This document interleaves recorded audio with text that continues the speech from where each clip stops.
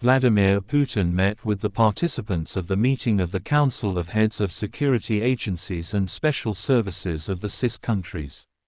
The main thing, the conflict potential in the world as a whole remains very high. The world is changing and becoming multipolar, but some participants in international communication are trying to maintain their hegemony at any cost.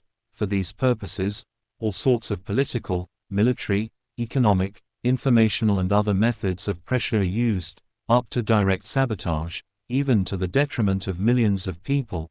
Attempts to implement the scenarios of color revolutions do not stop. The map of nationalism and extremism is actively used.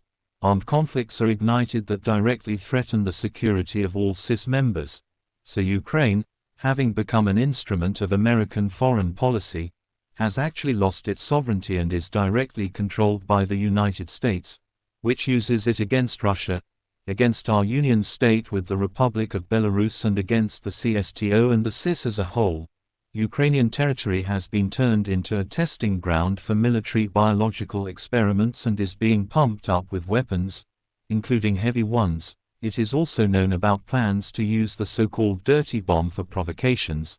The level of danger posed by ISIS, Al-Qaeda, and other terrorist groups that form clandestine cells in the CIS countries is not decreasing.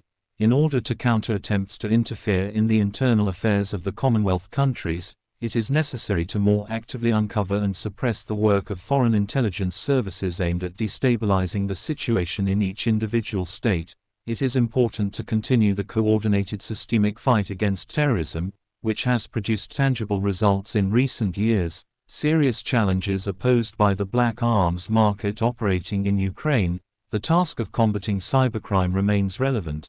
The task of the Commonwealth is to protect our peoples as much as possible, strengthen stability and peace in the CIS space, and continue the development of